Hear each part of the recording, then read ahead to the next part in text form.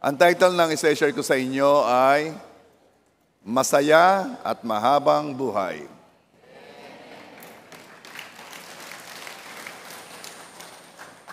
Actually sa English Long and Prosperous Life pero sa version sa Tagalog ay Masaya at Mahabang Buhay. Sino nagnanais ng masaya at mahabang buhay? Meron po tayong makikitang mga ilan na mga dapat gawin para maranasan ito, ang masaya at mahabang buhay. At basahin ko sa inyo, Psalms 34 verse 12. Kung nais ninyo ng masaya at mahabang buhay, yan na. Ano kayang gagawin? Psalms 34 verse 13. Makikibasa. 1, 2, 3, go.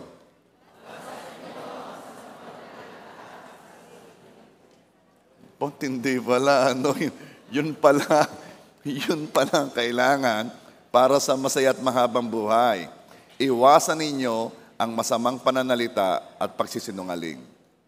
So, dalawang sinabi. Actually, meron pang sunod na verse, di ko na babasahin sa inyo.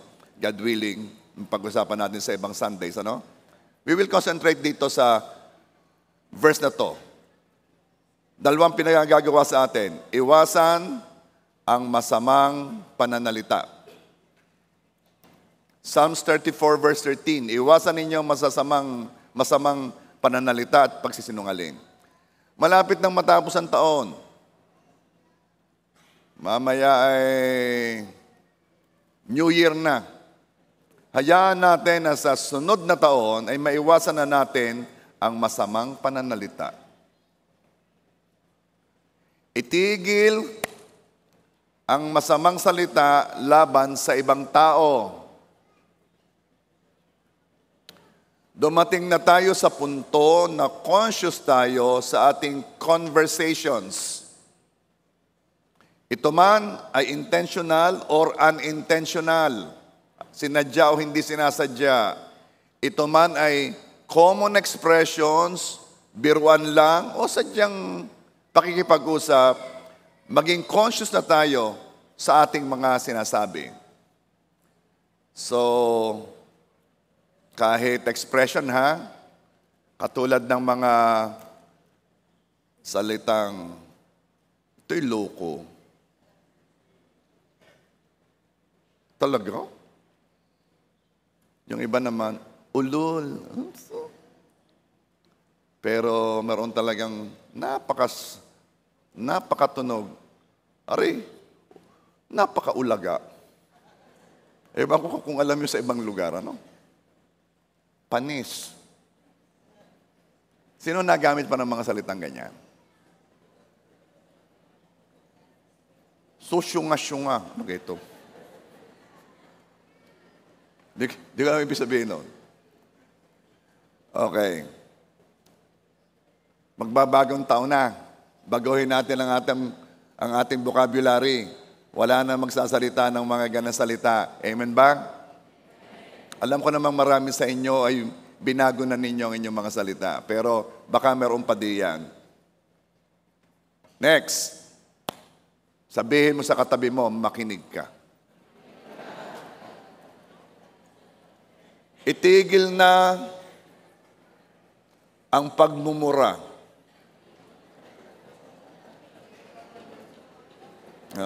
Closing prayer.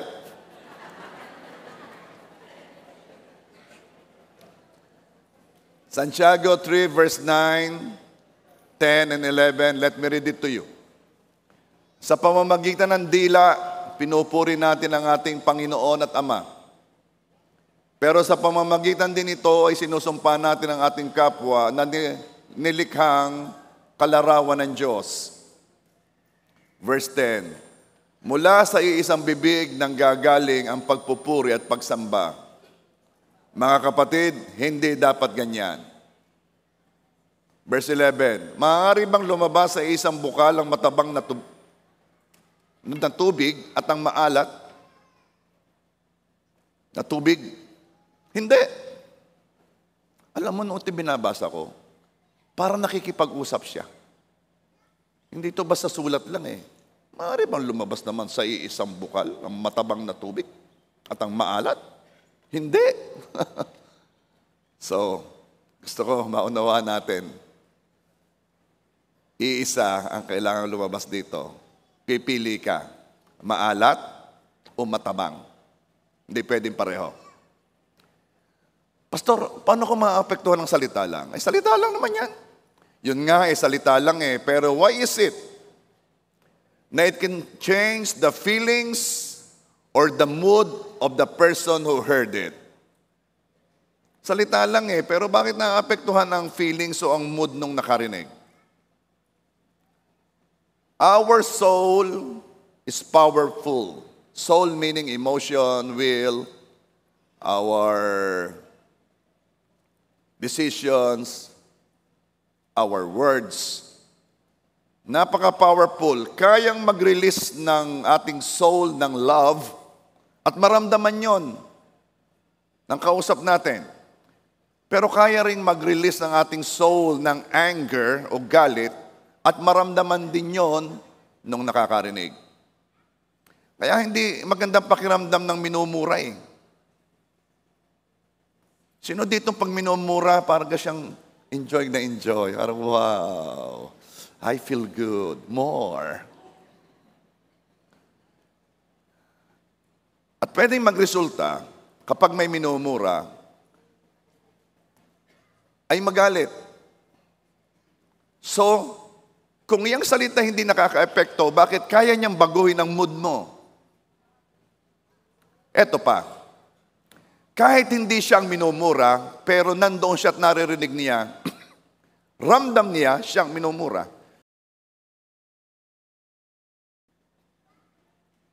Hindi naman ikaw minumura, ikaw ay nandun lang. Magkaramdam mo ikaw.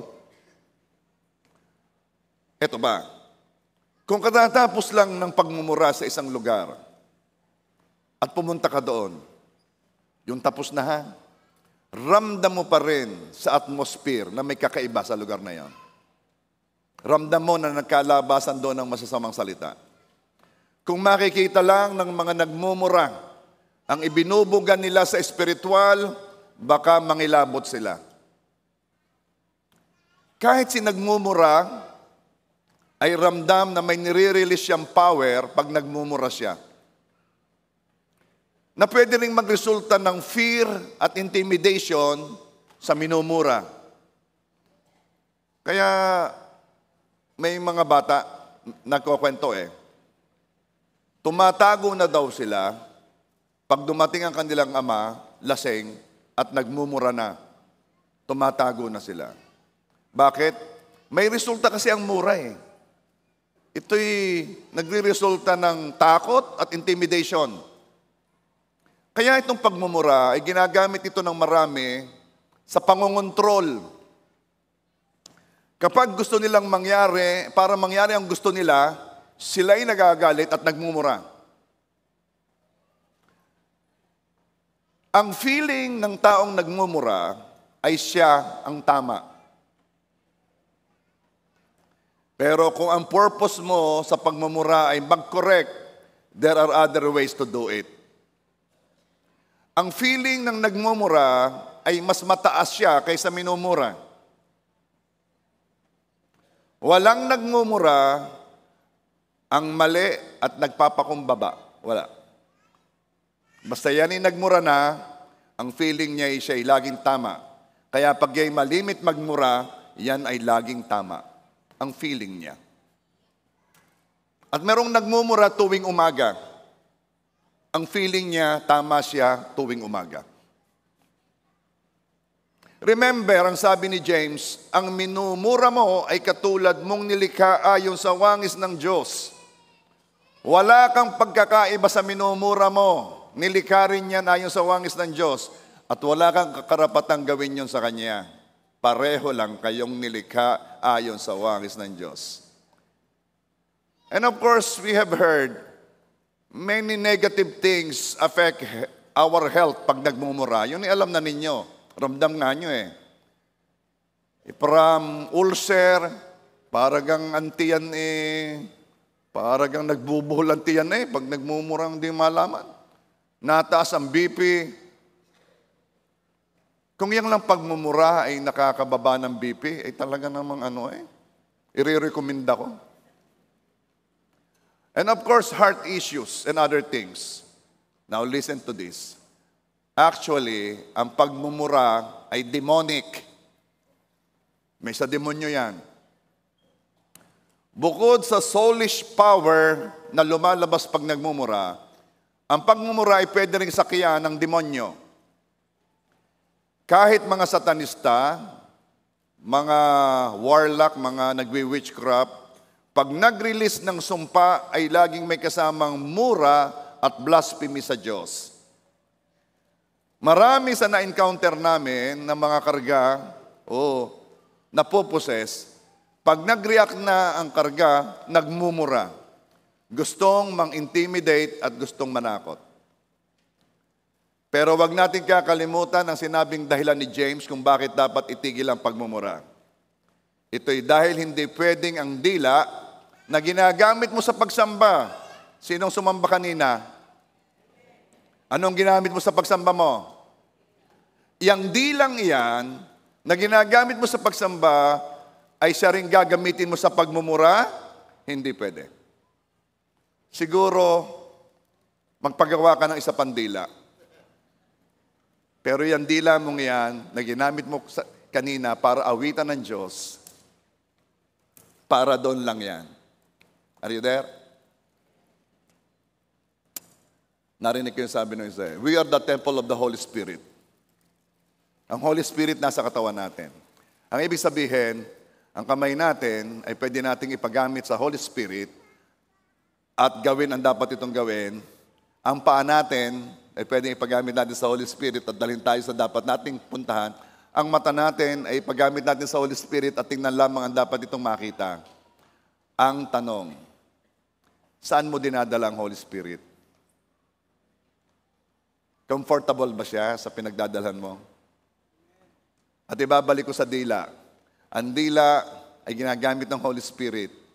Sa palagay mo, yung ginagamit ng Holy Spirit na yan ba ay papayag siya na gamitin mo pa rin sa ibang paraan? Magbabagong taon na. Magiging maingat tayo sa ating mga pagsasalita. Amen po ba? Sabihin mo, simula ngayon, hindi na ako magmumura.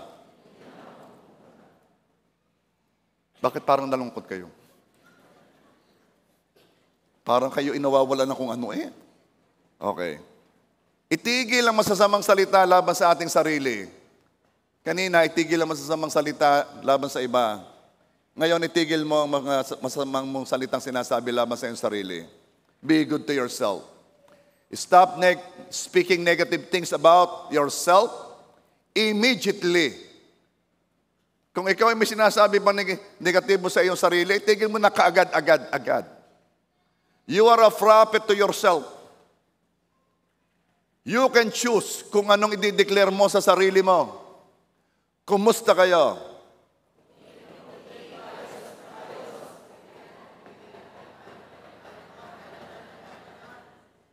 Ito ang reason kung bakit ito nilagay ko na sa ating sistema. Para alam mo kung anong dapat mong i-declare sa sarili mo because you are a prophet unto yourself. Kung anong sinasabi mo, ayun ang nagaganap. Isipin mo, pabuti ka ng pabuti. Paayos ng paayos. At tingnan mo talaga sarili mo. Tingin ko talaga paayos ka ng paayos. Amen ba? Anong sunod? Ayun lamang. Tingin ko dapat nating baguhin. Ikaw ang sobrang paganda ng paganda. Yan. At ang mga lalaki naman, ay sadya naman, tingnan mo ang itsura mo nung ikaw lubog sa kasalanan at saka ngayong hindi na masyado.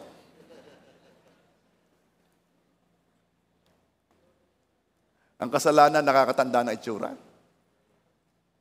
Ang presensya ng Diyos nakakabata. Beware of false humility. Merong gustong magpakumbaba, hindi alam sinusumpa na niya kanyang sarili. Kumusta ka ga? Ito. Buhay pa. humihinga pa. Ha? Ano bang namang sagot yan? Ang daming pwedeng sabihin. Kumusta ka? Ito, isang kahig.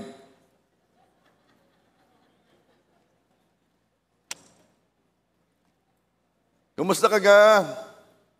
Ay, ito. Gihintay na lamang. Ano? Alam mo bawat salita mo kung anong ginagawa mo sa iyong sarili? You are destroying yourself. Pag ako ay nagkakasal, sabi ko sa mga ninong, 110 Pilipinos, kayong napiling ninong at ninang. Ano kayang nakita ng mga yan sa inyo? Kundi mga tahimik. Sabi ko, bukod sa kayo'y mayayaman. Hindi sana yung mga ninong, hindi naman. Sabi ko, maganda na sinabi, ayaw pa eh. Okay. Beware of what you are saying about yourself. Napansin ko kaya maraming malulungkot. Pakinggan mo yung kanilang mga kanta. Ano kang lulungkot? Napansin ko rin kaya maraming yung mga bayolente, ay ang mga kantay gayon din eh. Now, kailan ba tayo nagsasalita ng negative sa ating sarili? Ito yon. When we are afraid. Pag ikay takot, ikay nagsasalita ng negative sa sarili. Ay, kumusta gang, ikaw kayo makakagraduate. Tunay na hindi ko alam dahil talaga naman yung aking teacher naman talaga naman parang ako naman yata pinipersonal na eh. Ayan. Kapag ikay na-insecure, nakakapagsalita ka ng negative sa iyong sarili, pag ikay na-insecure, ako yata ako hindi mahal ng mga taong ito, ako hindi talaga gusto ng mga hindi ko malaman. Ano ba ang nagagawa ko sa mga iyan? Kapag ikay worried, papasko na wala pa rin jowa. Ano ba naman? Pag ikaw ay malungkot, nakakapagsalita ka ng negative sa iyong sarili kapag meron kang something sa iyong sarili. At sabi ng Proverbs 29 verse 11, a fool vents all his feelings, but a wise man holds them back.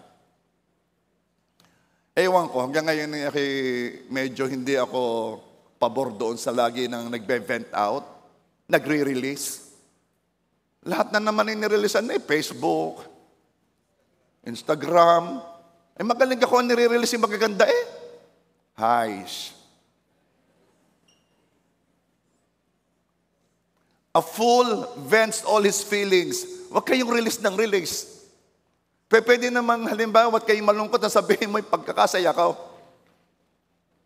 Di ho nagsisinungaling kayo. Hindi, nananampalataya ako. Hindi ka makakapag-isip ng tama kapag emotional ka na.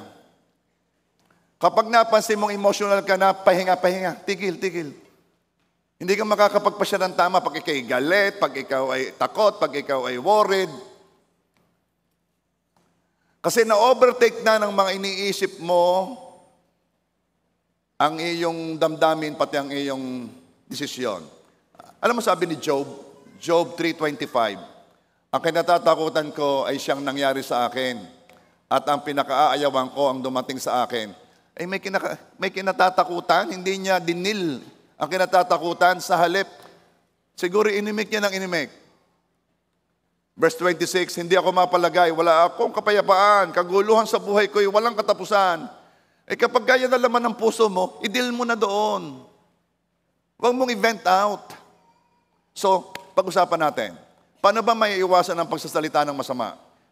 Remember, anong purpose? Bakit ang sabi ay iwasan ang pagsasalita ng masama? Kasi ito daw ang kailangan para magkaroon ng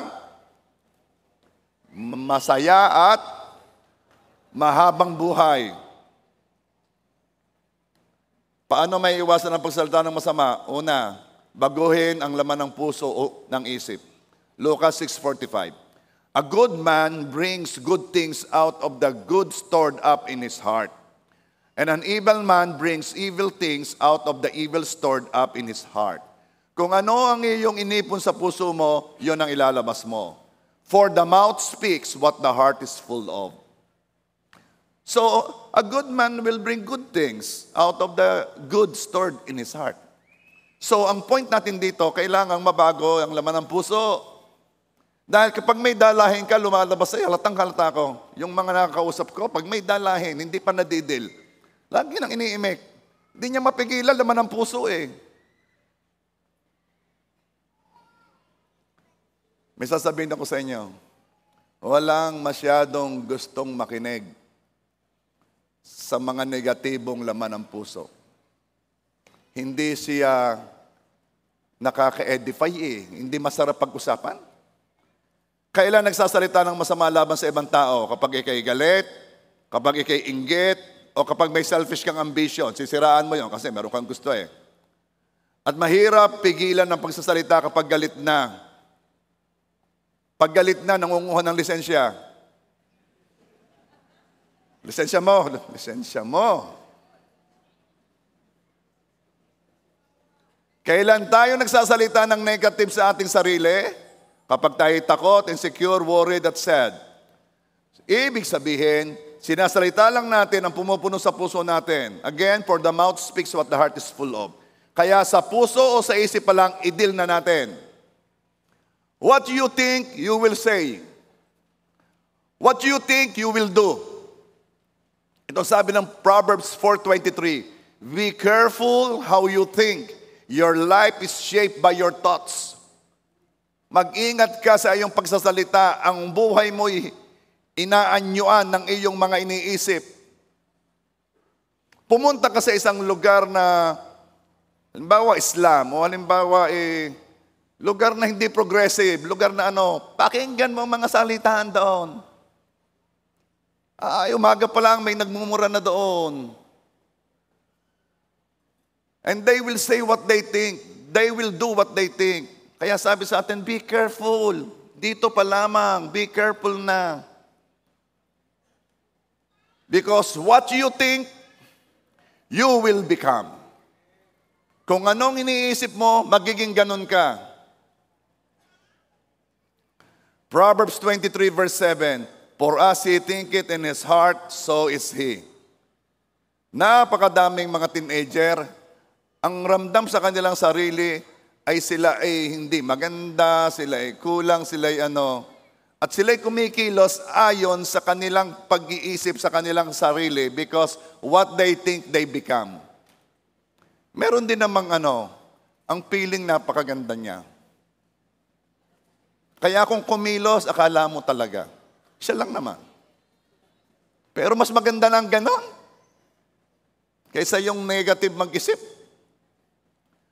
We should be the master of our thoughts. And there are only two ways to think. We can think of good or we can think of evil. The choice is ours. Hindi ka pwedeng mag-isip ng masama at mabuti ng magkasama. Kasi kapag nag-iisip ka ng mabuti, sinamahan mo ng masama din, magiging masama na yon. Dalawa lang, it's either good or evil. At eto, pwede nating patayin ang ating iniisip o hayaan itong lumago. We can kill the thought or let it grow. Ang lalabas sa ating bibig ay ang mga hinayaan nating magpaikot-ikot sa ating isip. Mark 7:15, hindi nagiging marumi ang isang tao dahil sa pagkain pumapasok sa kanyang bibig, kundi dahil sa lumalabas dito. At hindi ni Jesus. Pinag-uusapan noon kung dapat baga daw kainin itong mga pagkain ito na unceremoniously clean. Ito bagay nakaka-defile. Alam mo, sagot ng Panginoong Yesus, lampasan na ninyo yung mga batas. Hindi ang nagpapadumi ay yung pumapasok, ang nagpapadumi yung lumalabas.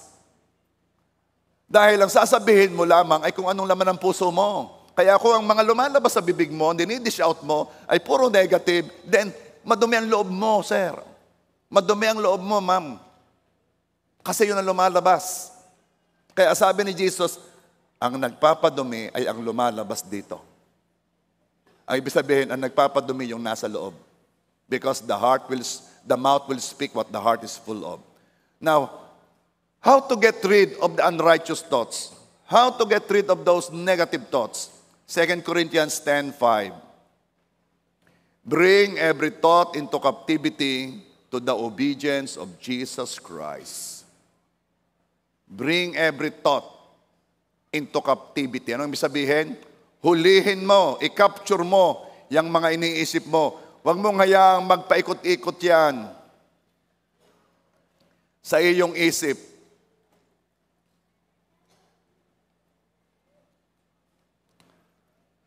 May nag-report sa akin, marami daw nagsi-CR na babae doon sa CR. Ano ka daw tagal? Sumuklay na sumuklay, nagpipicturan pa. Alam nyo, palagay kong iniisip nila sila talagang cute. Kaya hayaan na ninyo, ha? Magsuklay ka na rin. Pero pag sobra na namang tagal, ay lumabas na. Sayang naman ang attend mo ng Sunday. Kailangan makapture natin ang ating thoughts. Huwag hayaang magpaikot-ikot ito sa ating isip. Ito ang reason kung bakit ang worry ay nagiging paralyzing fear. May kilala ko, iba talagang mag-worry. Basta nag-isip na ng negative, sunod-sunod na. Mamaya, ang ramdam daw niya, nangangapal na ang kanyang pisngi dito, para daw ang kanyang naapektuhan ng katawan. That is how envy, jealousy turn to rage. Bakit? Hinayaang magpaikot-ikot ito sa isip. Capture those thoughts. Capture. Psalms 46 verse 10. Ganito ang pag-capture. Tinuturuan na tayo ng how. Ipinakita sa atin kung anong problema. Pinakita sa atin bakit nagiging problema yon. At ngayon, tinuturo sa atin, papaano ang ating gagawin? Psalms 46 verse 10. Kayo ay magsitigil at kilalanin ninyo na ako ang Diyos. Ako'y mamumuno sa mga bansa, ako'y mamumuno sa lupa. Ito po ang secret. Kayo'y magsitigil. Sa ating salita, kalma lang, kalma.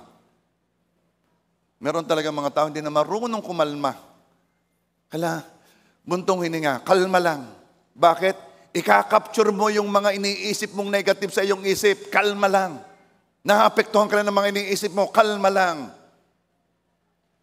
Ang iba talaga hindi na marunong kumalma. Kaya iniutos na ng Diyos, kayo'y magsitigil.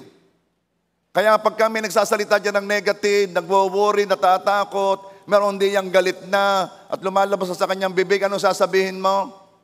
Ika'y magsitigil. Ika'y tumigil. Pwede palang pigilan yun, Meron kasi mga tao, hinahayaan na lamang na mag-isip siya na mag-isip ng negative Ano daw ang sunod? Titigil. At kilalanin ninyo na ako'y Diyos. Ikaw ay titigil at kilalanin mo ang Diyos. Ay, nako, salamat Panginoon. I trust you. Ang dami mong iniisip. Tigil yung mga iniisip na yan. Buntong hininga at kilalanin mo ang Diyos. Oh, Panginoon Diyos, salamat po. Ikaw ang namumuno sa mga bansa. Ikaw ang namumuno sa lupa. Ikaw ang may control. Ikaw ang aking hari. And then, nagsisimula ka ng mag-relax. Bakit? Ikaw ay tumigil at kinilala mo ang Diyos.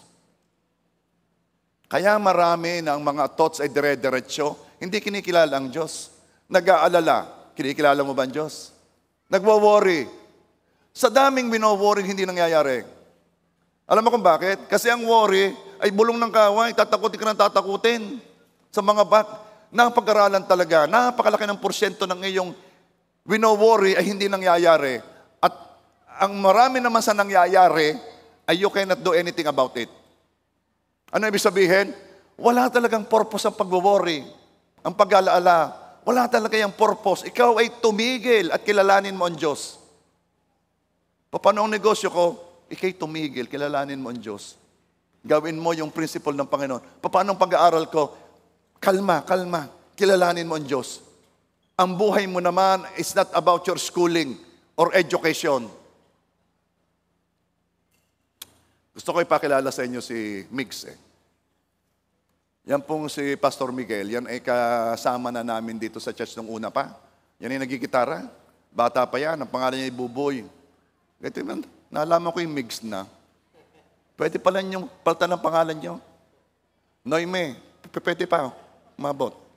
Itong magkapatid na itong kasabay ni Buboy, yan kakasabay niyo ito, ano? Oo nga. Tingnan mo nga naman at pastor na ngayon. Pormang-porma pala, pastor na eh. Okay, meron akong sikreto sa inyo.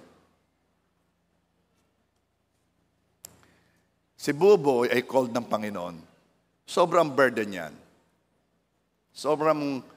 Noon pa yang gusto magpadala ng nahingi ng pastor sa akin sa Legazpi. Noon pa. Walang humpay ang message niyan. Wala naman ako maipadala. Dahil si Ramsey busy. Si Willie, gustong-gusto. Pinauwi ko na yung ayaw pa eh. Nasaan ka si Willie? Nasaan? Ngayon sabi ko, Migs, ikaw na. Ikaw ng Pastor Dian. At ikay tutulungan na lamang ng J.A. Rosario. At siya naman po ay sabi niya, Pastor, ako hindi naman ako pwede. Ako maraming hindi alam eh. Kulang na kulang aking aral eh. Gayan-gayan eh. Pag yun na iniisip mo, susunod, ikay tumigil, kilalanin mo ang Diyos. Pag ang tingin mo sa iyong sarili, hindi ka pwede, ikay tumigil. Hindi ako qualified, ikay tumigil. Kilalanin mo ang Diyos. Pastor, talaga ba ang pinipili ng Diyos yung mga ganyan, yung mga hindi qualified ng pakiramdam niya? Hindi. Ganito kasi. Of course, gagamitin ng Diyos lahat. Gagamitin ng Diyos ang mga graduate, ang may masters, ang may doctorate, yung mga influential. Ang problema, nasaan ka sila? Nasaan yung mga taong yon? Pag wala sa BGC, sa Makati, ay manager ng bangko, kung kayo nasa nag-OFW, nagpapadami ng pera, nagninegosyo, nasaan kayang mga magagaling na yan? Pero ito naman ang ibig ko sabihin, hindi naman mapipigilan ang purpose ni Lord. Kung ikaw na magaling ay ayaw mo, lahat pwedeng pagalingin ng Diyos.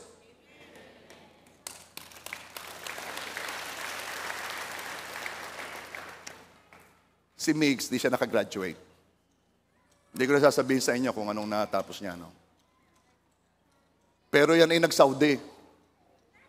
Pagdating sa Saudi, ang ginagawa niyang trabaho, pang-masteral. Nasa opisina, nag-i-English doon, nakikialam. Ang natapos niya hindi mataas. Pero he improved himself.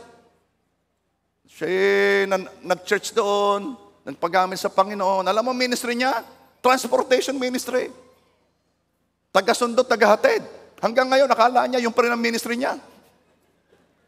Yan naghahatid pa rin at nagsusundo sa Legazpi. Kayo nga, wag na kayong magpahatid, magpasundo kay Migsa. Ang inyong driver, tawag ko na yung driver, hindi na pastor. Ang inyong pastor ay hindi nyo driver. Dapat kayong nagawa noon. Yan ninyo ito makakonsentrate sa pananalangin at sa salita ng Diyos. Abay, willing-willing naman ang mga taga-J.A. Legazpi sila, hatid sundo. O mag-usap-usap na kayo ha. Wala nang magpapahatid, magpapasundo kay Pastor Migs, okay? Sabihin din nyo doon sa mga taga-Legazpi. Okay ba? Kababait nito mga ito. Malaman na pagbalik. So, binago ni Pastor Migs ang tingin niya sa kanyang sarili. Kasi, what you think you become? At kapag siya ay nakakaisip ng mga bagay na magpapahina sa kanya, alam niya, siya ay tumitigil at kinikilala niya ang Diyos. Trust Him. Trust God. Siyang naghahari. To capture the thoughts, replace it ng pag-iisip sa salita. Now, tumigil ka na. Ika'y nagwo-worry, nag-aalala, natatakot, nalulungkot. Yun ang pumupuno ng isip mo at mamaya yan ang lalabas sa bibig mo. Pero alam mong kailangan baguhin ang pagsasalita. Tumigil ka na. At dahil nasabi ng Diyos, magsitigil kayo at kilalanin mo ang Panginoon. Kinikilala mo na siya. Anong sunod mong gagawin? I-replace mo yung iniisip mo ng salita ng Diyos. Ang iba naman kasi, ang gusto basta mawala yung kanyang pagwo-worry, hindi naman nire-replace ng salita ng Diyos. Psalms 119 verse 11. Your word I have hidden in my heart that I might not sin against you. O pwede ko sabihin, ang salita mo, itinago ko sa puso ko para wag ako makapagsalita ng negatibo laban sa tao at laban sa sarili. Okay. Meron akong, ewan ko kung nandito ngayon, yung nagpa-counseling sa akin from San Juan, are you here? Taas mo lang iyong kamay. Dahil, okay. Wala siya dito, yata. Si Jeneline, are you here? Anyway. Siya nagpa-counseling kasi meron siyang anxiety. Sabi niya nagiging depression. She came for prayer. Ito sabi ko, I told her, kailangang may word kang sasabihin lagi. Hindi pwedeng magpa-pray ka lang na magpa-pray. Ano kami? Magician? Ano kami? No. Kailangan may word ka na ipapasok sa puso mo at ire-replace mo sa negatibong iniisip mo. Paapaltan mo ng Word of God. May trabaho pala. Abay, oo naman. Word ay seed that will outgrow every negative thought in our mind. Yang salita ng Diyos, yan ay isang binhi na napakaliit, pero yan ay tutubo at lalakihan pa niyan ang mga negatibong iniisip sa iyong puso at isipan, malalakihan yan at ma-overcome yan. Get verses that will oppose anxious thoughts.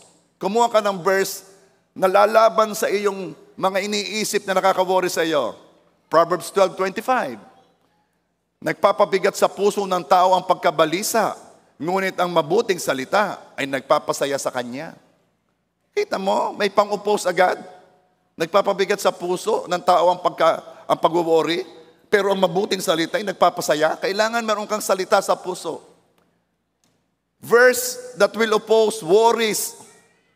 Psalms 55 verse 22. Cast your burden on the Lord and He will sustain you.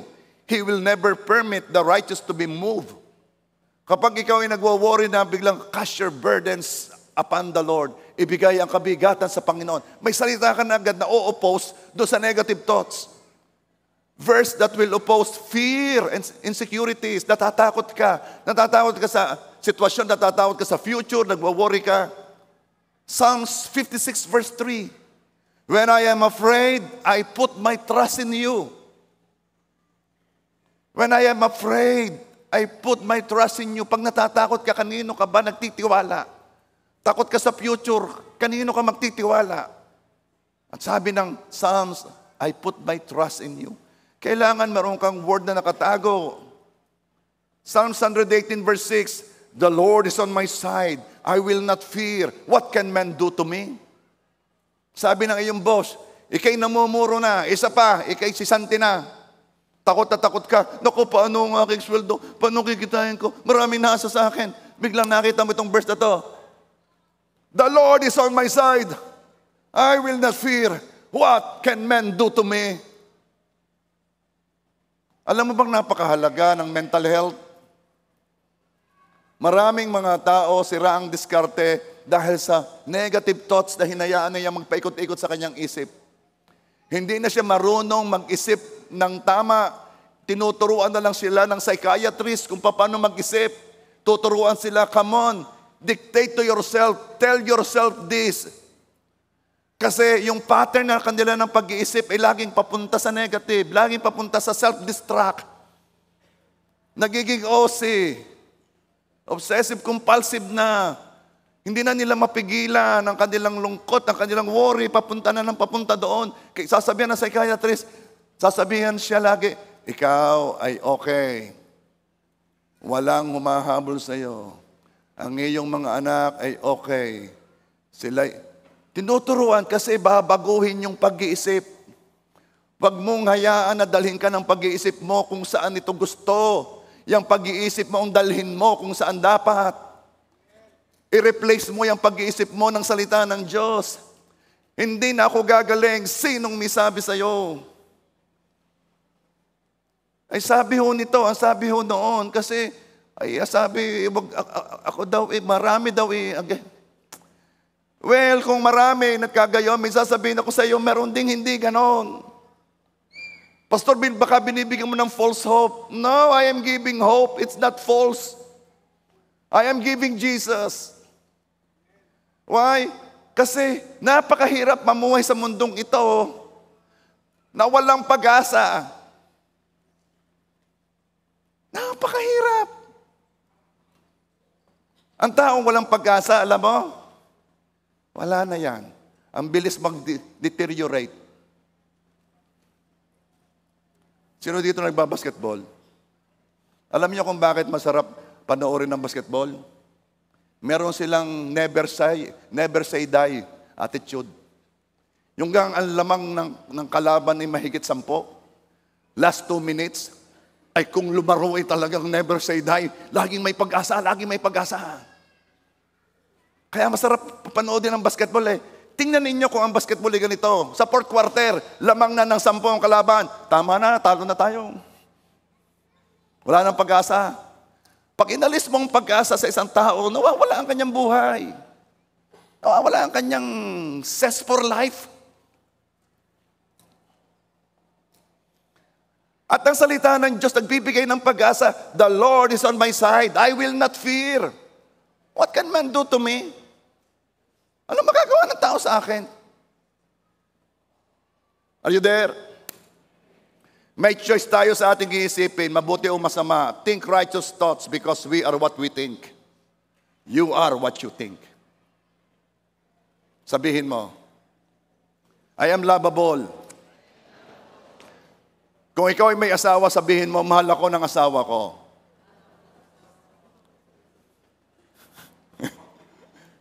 Minsan yung iba, hindi na masabi eh. Sabi nung isa, mahal kita. Kung ikaw ay may anak, sabihin mo, mahal ako ng mga anak ko. Kung ikaw naman ay anak, sabihin mo, mahal ako ng magulang ko. Okay. Kung ikaw ay may life group leader, sabihin mo, mahal ako ng life group leader ko. Kung ikaw ay may kapatid, sabihin mo, mahal ako ng mga kapatid ko. Kung ikaw ay J.A.1 Rosario, physical and online, sabihin mo, mahal ako ng pastor ko.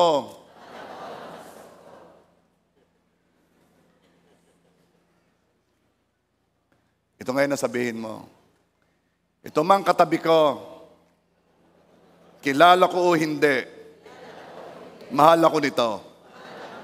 Makipagkilala ka na. Sige, kung hindi mo kilala. Kung kilala mo naman, ay di, doon ka sa likod. Kung makipagkilala ka muna, bigyan kita ng 1 minute.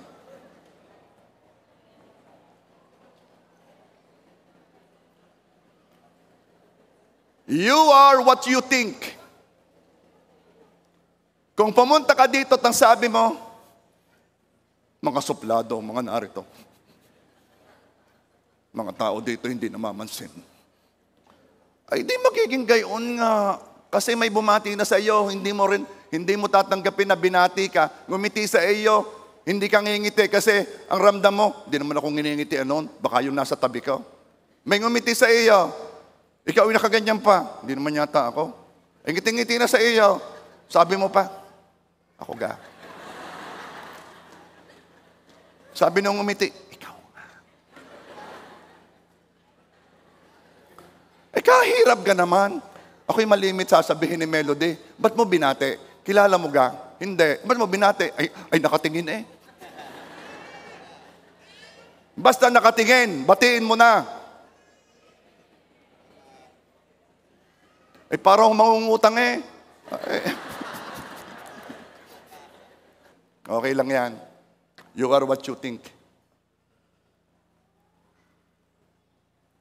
Kumusta ka?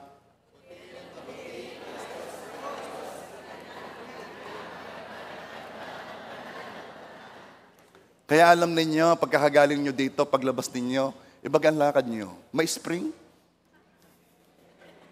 Bakit? Pabuti ka ng pabuti, paayos ng paayos. Paganda ka ng paganda. Kaya ako naniniwala, itong J.A.1 Rosario, ito'y church ng mga pugit magaganda eh. So, punta po tayo, letter B, magkaroon ng tamang estimate sa sarili. Nako. Magkaroon ng tamang estimate sa sarili. Romans 12 verse 3. Huwag ninyong pahalagahan ang inyong sarili ng higit sa nararapat.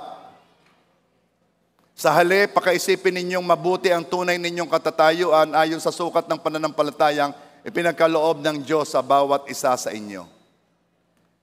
Di ka magsasalita ng masama sa iba, maging sa sarili mo, kung tama ang tingin mo sa iyong sarili. Pare-pareho lang tayong nilikha ayon sa wangis ng Diyos. Hindi ka lamang sa iba para isiping may karapatan kang magsalita ng masama sa kanila. Hindi ka lamang sa kanila. Hindi ka lamang sa minumura mo. Pareho lang kayong nilikha ayon sa wangis ng Diyos. On the other hand, huwag mo ring mamaliitin ang sarili mo. Because you are the righteousness of God in Christ Jesus. You are the child of God, redeemed by the blood of Jesus. Tinubos ka ng dugo ng Panginoong Hesus, huwag mong mamaliitin ang sarili mo. Ikaw ay pinili, hinirang ng Diyos upang ikaw ay maligtas at makasama niya sa walang hanggan. Huwag mong mamaliitin ang sarili mo. Hindi ka pangkaraniwang tao. Ikaw ay anak ng Diyos. Huwag mong mamaliitin ang sarili mo. At ikaw ay ambassador ni Kristo dito. Co-heirs with Jesus. Kung ano ang tinanggap ni Jesus, yun din ang atin. Dahil tayo ay na kay Jesus. You will be amazed sa mga nakahanda ng Diyos sa atin. You will be amazed kapag dumating na yung panahon, ang Panginoong Hesus ay dumating na dito. O na-rapture tayo. You will be amazed sa inihanda ng Diyos sapagkat hindi pa pumasok sa puso ni numan. Hindi niya nakita, narinig, hindi niya naisip ang magandang bagay na inihanda ng Diyos sa sino man na na kay Kristo. Kaya wag mo kailanmang iisiping ikaw ay mababa kaysa kanino man, anak ka ng Diyos.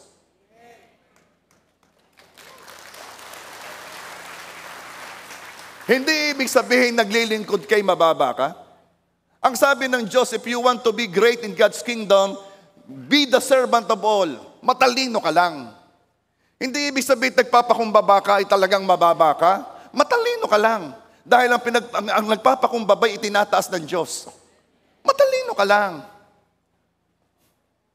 Hindi ibig sabihin, at mas maraming pera yung isa, mas mayaman siya sa'yo. Dahil kung ikaw ay nagbibigay, nag-iipon ka ng kayamanan sa langit. Yung kayamanan mo hindi kailanman makakain ng moth and rust. Ikaw ang matalino. Ikaw ang meron. Yung dito lang nag-iipon, wala yun.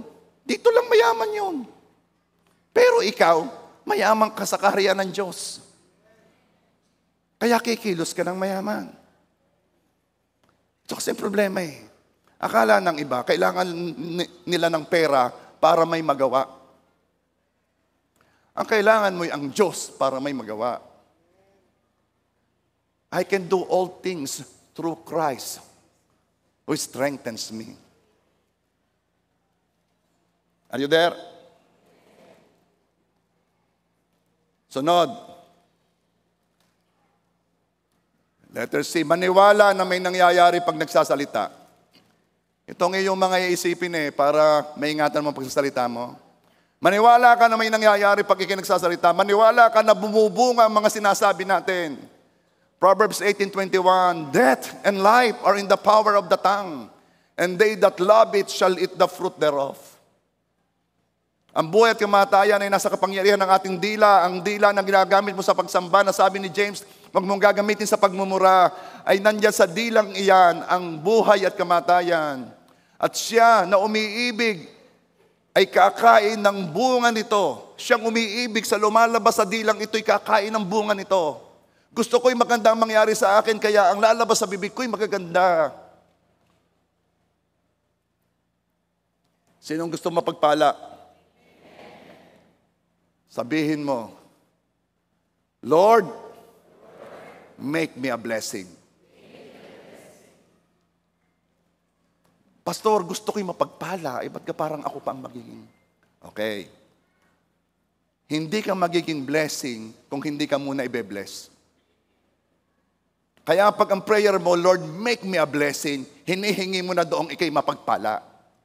Dahil lahat na meron ka, na gagamitin mo o ibibigay mo, ay manggagaling sa Diyos.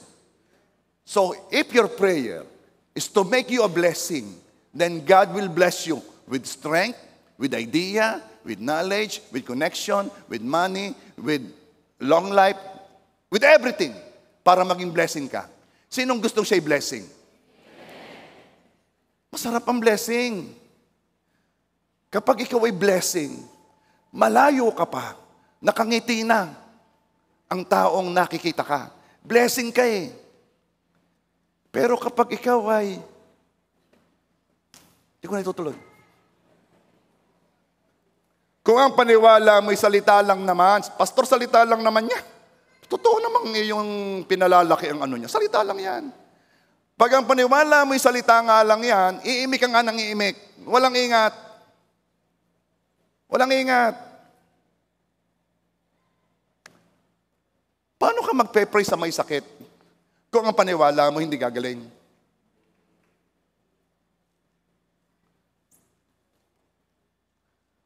Paano mo matatanggap ang pagpapala ng Diyos kung ang paniwala mo ay napakahirap mangyari iyon?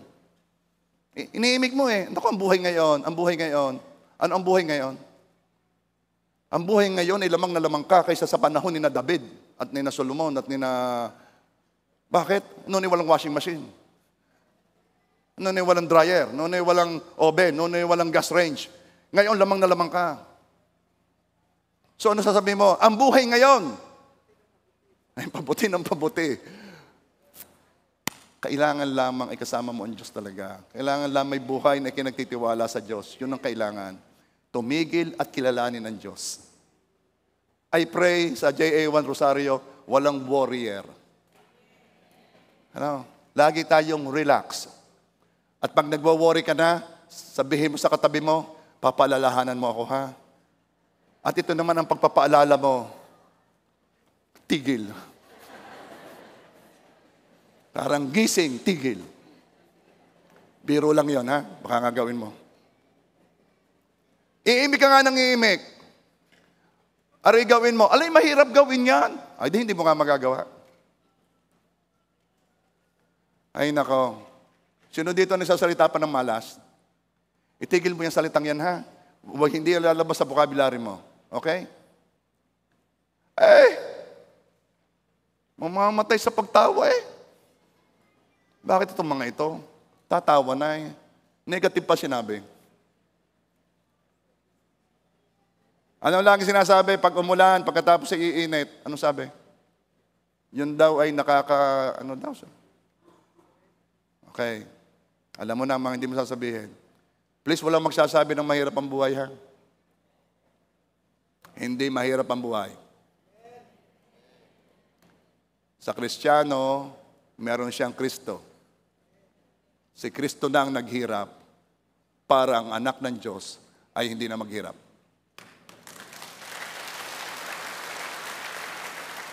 And lastly, ako ay number 1 lang, di na ako nakalis sa number 1.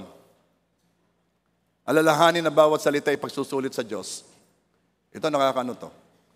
Matthew 12:36 and 37. Ang sinasabi ko sa inyo, na ang bawat salitang walang kabuluhang sabihin ng mga tao ay pagsusulit nila sa araw ng paghukom. Huwag niyong isipin na baliwala ang salita. Dahil yung bawat salita mong iyan, pananagutan mo yan sa Diyos. Bakit mo pananagutan ang salita sa Diyos? Kasi alam ng Diyos na yung salitang iyan ang nagiging dahilan kung bakit may nagaganap. Kaya pananagutan.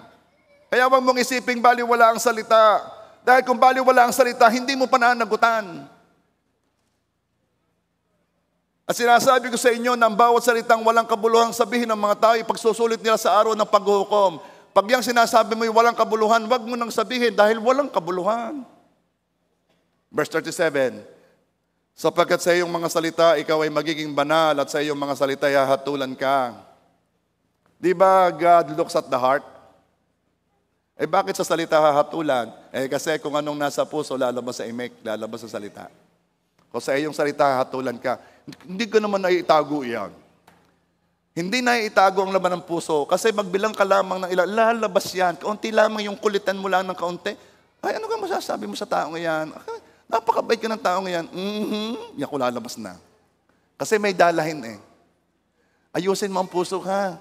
Dahil hindi mo mapipigilan ang iimik mo hanggat hindi ayos ang puso. Kung may galit ka sa taong ngayon, patawarin mo na. At ang nagpapatawad, hindi na nag-iisip ng masama sa kanyang pinatawad. At nag-iisip ng bumuti ang katatayuan noon. Okay? Kapag may kinaiinggitan ka, gamutin mo ang sarili mo. Ipag-pray mo pa na yung kinaiinggitan mo, ipagpalain pa. Gamutin mo ang sarili mo. Kapag ikay nagwo-worry sa bukas, anong sabi ng Diyos? Ikay tumigil at kilalanin mo ang Diyos. Kung may kinatatakutan ka, who will you fear? What can man do to you? Ang katakutan mo ay ang kayang pumatay at magdala sa impyerno. Kaya ang Kristiyano lumago eh.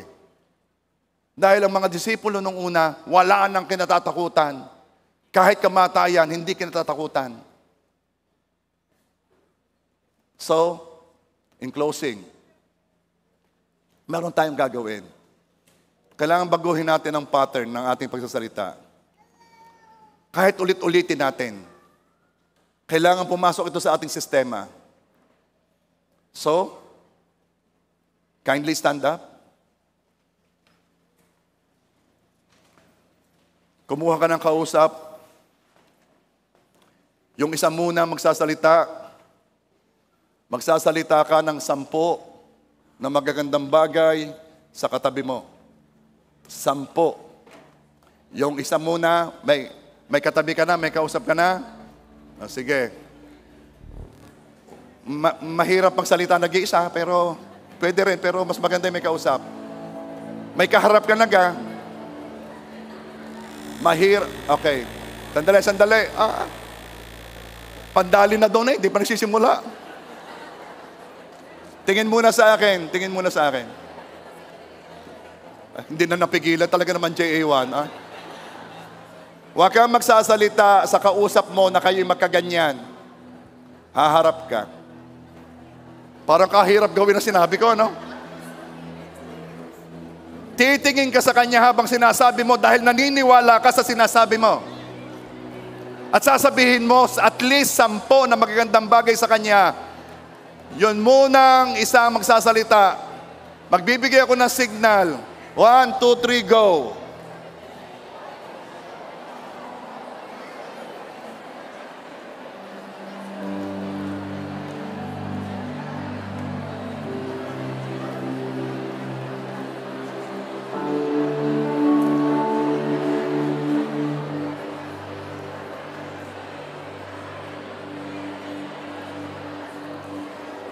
Pag nakasampu na, lipat na sa kabila. Yung isa naman ang magsasalita. Go!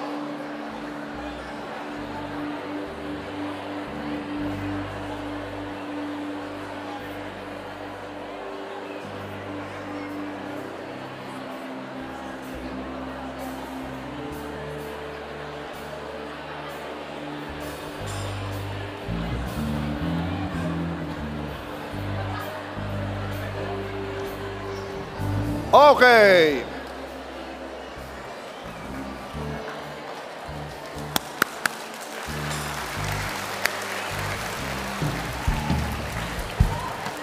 Sandali. Hindi ko sinabing ipag-pray mo.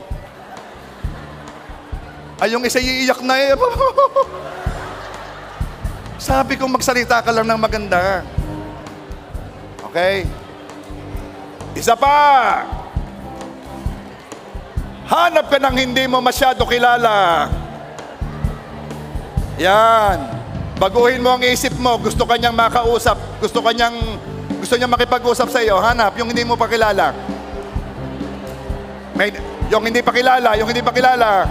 Go out of your seat. Go out of your seat. Go to someone na hindi mo pa kilala. Simulan ng ginawa kanina. 1, 2, 3, go!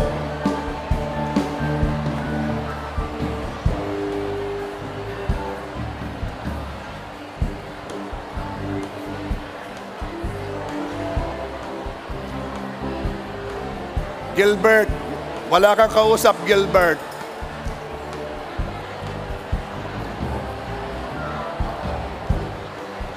O, yung kabila naman, yung isa naman na magsalita doon sa isa.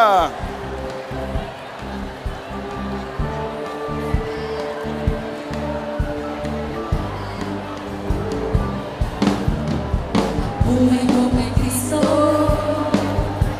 Ang buhay ko kay Kristo. Ang buhay ko kay Kristo ay ganito. Ang buhay ko kay Kristo. Ang buhay ko kay Kristo. Ang buhay ko kay Kristo ay ganito. Paganda ng paganda, pabuti ng pabuti, masaya ng masaya ang buhay ko. Maangat ng maangat, mayaman ng mayaman, ang buhay ko kay Kristo ay ganito. Ang buhay ko kay Kristo. Do we have lyrics? Ang buhay ko kay Kristo. Ang buhay ko kay Kristo ay ganito. Ang buhay ko kay Kristo. Ang buhay ko kay Kristo. Ang buhay ko kay Kristo ay ganito. Paganda ng paganda, pabuti ng pabuti, masaya ng masaya ang buhay ko. Paangat! Paangat ng maangat, mayaman, mayaman ng mayaman, ang buhay ko kay Kristo ay ganito. At nagpaganda, paganda ng paganda, pabuti ng pabuti, masaya ng masaya ang buhay ko. Paangat ng paangat, mayaman ng mayaman, ang buhay ko kay Kristo ay ganito. Again, ang buhay ko kay Kristo. Ang buhay ko kay Kristo. Ang buhay ko kay Kristo ay ganito. Ang buhay ko kay Kristo. Ang buhay ko kay Kristo. Ang buhay ko kay Kristo ay ganito. Paganda! Paganda ng paganda, pabuti, pabuti ng pabuti, masaya ng masaya ang buhay ko. Kayo nga di ang mga dancer, punta kayo dito. Paangat ng paangat, Come. mayaman ng mayaman, Sige na. ang buhay ko kay Kristo ay Dito kayo sa stage, Go. Paganda ng paganda, paganda ng Gayahin ninyo. paganda, pabuti ng pabuti, masaya ng masaya ang buhay ko. Paangat ng paangat, mayaman ng mayaman, ang buhay ko kay Kristo ay ganito. O, gayahin natin. Paganda ng Paganda. pabuti ng pabuti, masaya ng masaya ang buhay ko. Paangat ng paangat, mayaman ng mayaman, ang buhay ko kay Kristo ay ganito.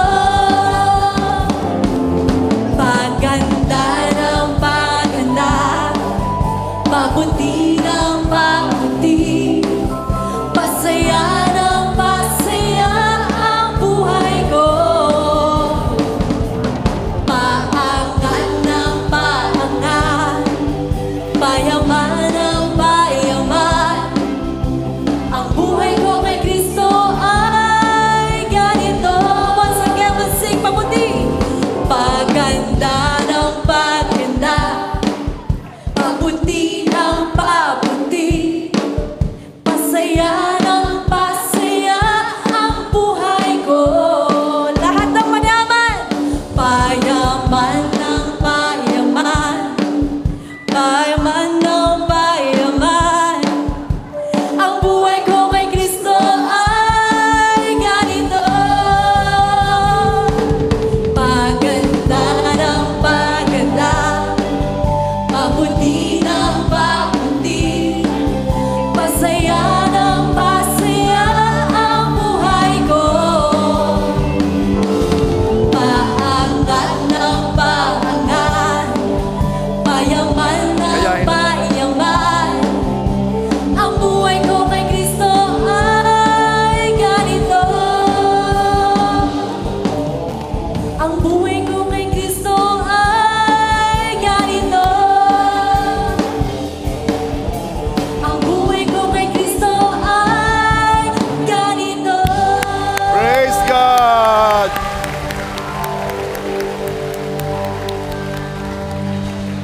Praise God! Itong ating mga dancer ay sinanggahan ng mga singer kaya hindi nakakanta ng ayos. Okay. So let's not forget the power of our tongue, life and death, okay? So from now on, we're going to speak negative. We won't speak negative words. Wala na magmumura Okay. Wala na. Wala na rin magsasalita ng negatibo laban sa kanilang sarili. Walang false humility. Remember, ikaw ay anak ng Diyos, merong pagkatataas doon. Okay. So, let me pray for you. Father God, maraming po salamat for reminding us sa napakahalagang bagay na kami ay iyong huhusgahan sa aming mga sinasabi sapagkat ito'y mahalaga. Hindi mo ito huhusgahan kung hindi ito mahalaga. Mahalaga ito. Kaya Lord God, biyayaan mo kami na maingatan namin ang aming mga salita. Ang sasabihin lang namin ay makakapagpala sa iba at sa aming sarili. Sa biyaya mo. This we pray in Jesus' name. Amen.